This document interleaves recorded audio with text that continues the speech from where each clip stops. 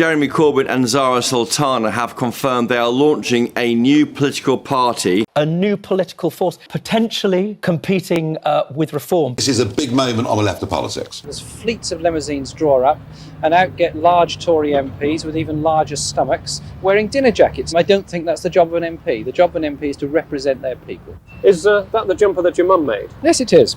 At the start of the next decade, I want to look teenagers in the eye and say with pride, my generation faced 40 years of Thatcherism and we ended it. We faced rising racism and we defeated it. We faced a planet in peril, we saved it. We have our work cut out, but together we can do it. Thank you. So the formation of a new left-wing political party has been announced by Jeremy Corbyn and Zara Sultana. They did a joint post across their social media channels. We don't know exactly what the party will stand for yet. The party doesn't even have a name yet, although their statement does say what the core beliefs of this party will be. And one of those values is going to be substantially more socialism in the United Kingdom. We will only fix the crisis in our society with a mass redistribution of wealth and power. That means taxing the very richest in our society. That means an NHS free from privatisation and bringing energy, water, rail and mail into public ownership. That's what this video is about. We're going to cover this party. We're also going to cover how much socialism would be likely to see under a hypothetical Jeremy Corbyn and Zara Sultana government based off what we know about the two of them so far. And then once we've done that, we'll conclude by covering what impact this party is having across the political landscape so far and what kind of impact it might have later on. So first, what is socialism? I'm just going to use Wikipedia definitions. Socialism is an economic and political philosophy encompassing diverse economic and social systems, characterised by social ownership of the means of production as opposed to private ownership. As one of the main ideologies on the political spectrum, socialism is the standard left-wing ideology in most countries. Types of socialism vary based on the role of markets in planning and resource allocation and the structure of management in organisations. Sometimes I feel that people often get socialism and communism conflated when in fact they're two very different things.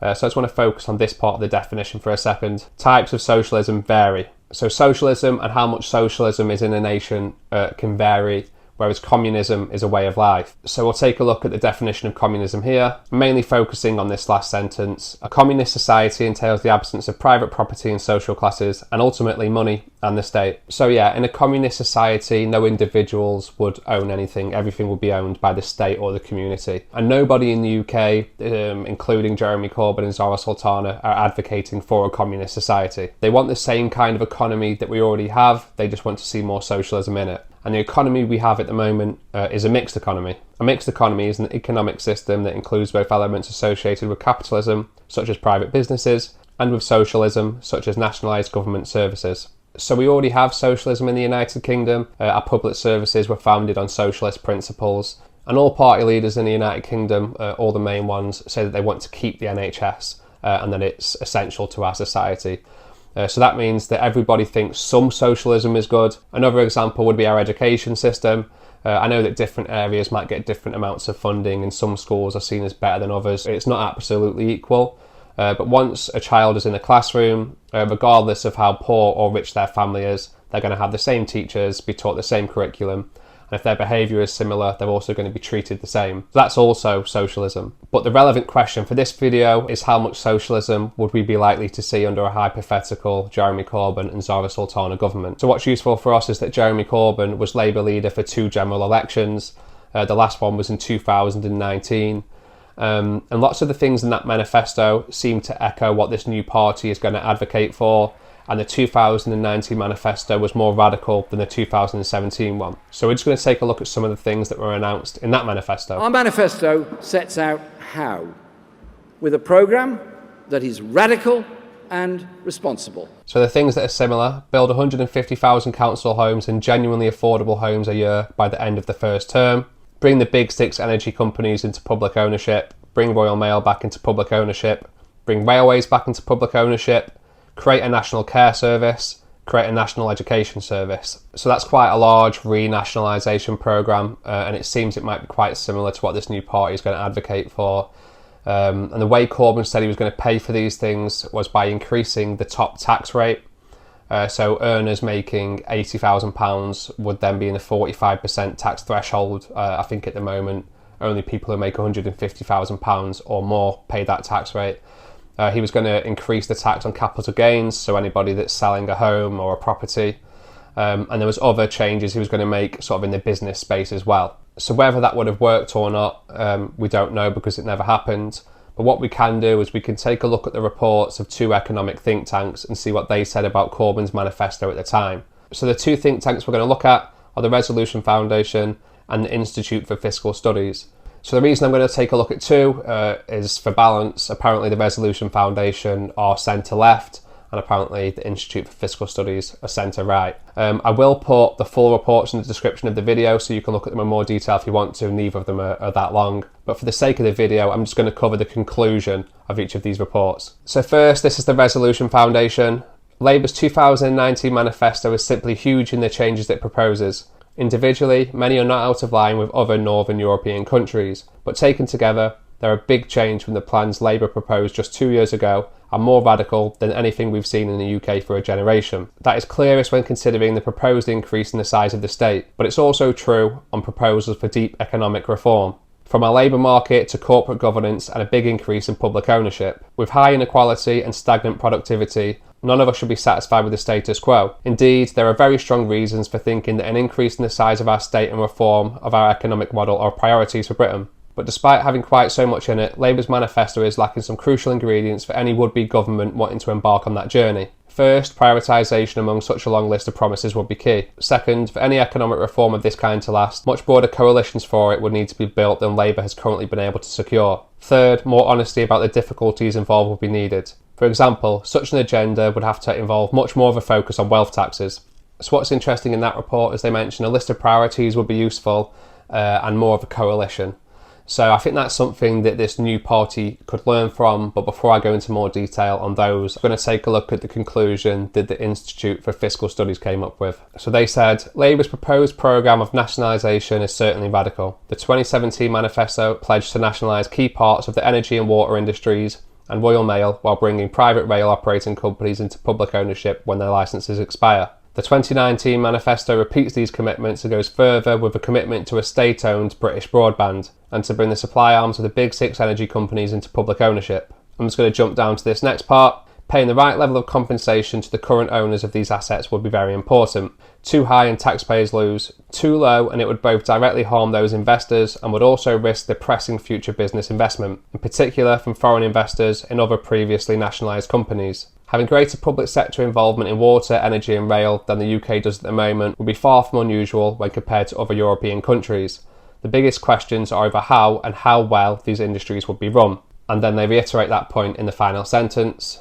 What matters most is how well they are run. A clear question remains over what can be achieved in that context by nationalisation, which could not be achieved by regulatory reform.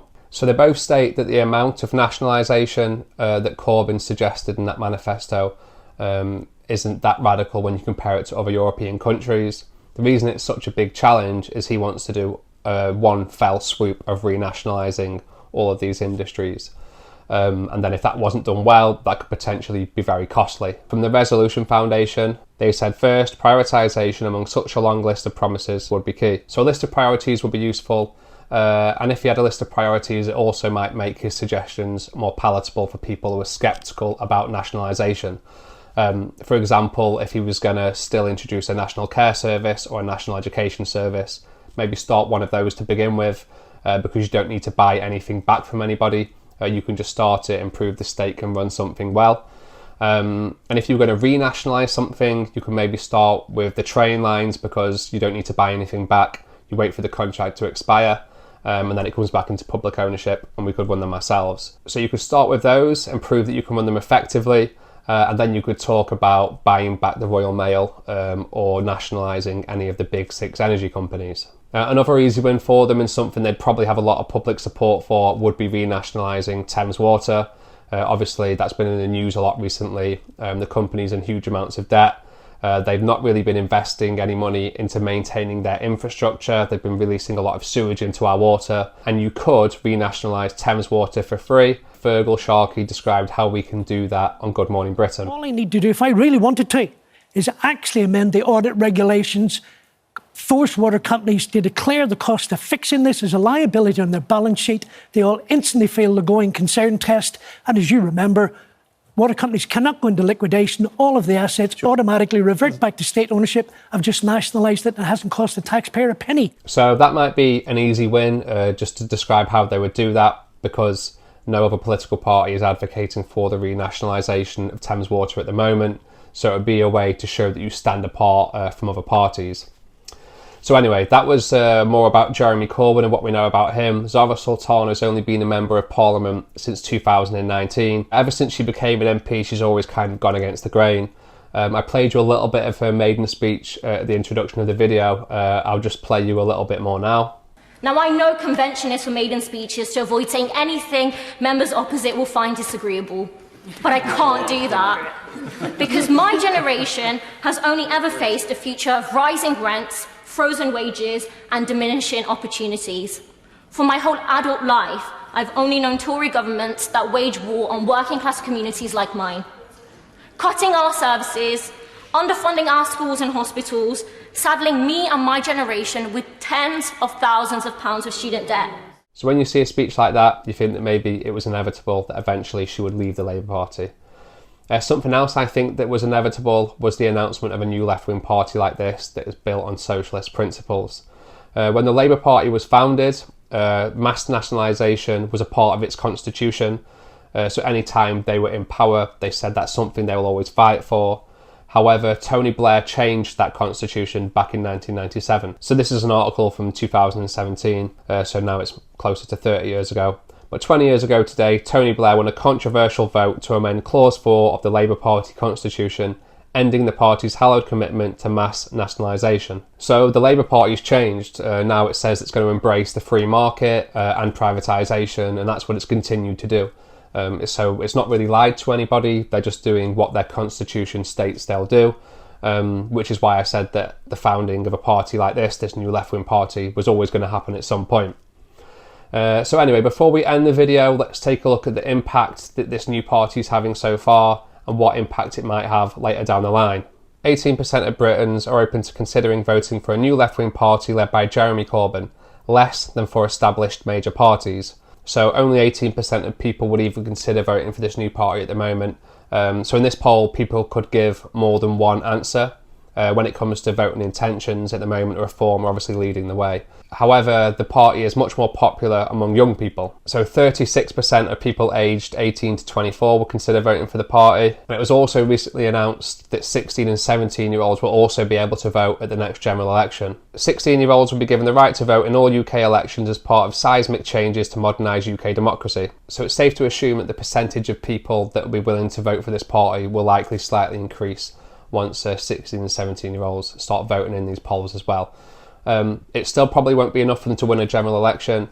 However, something else that's worth noting is Zach Polanski, who is likely to be the next leader of the Green Party, has said he would be open to working with this new party.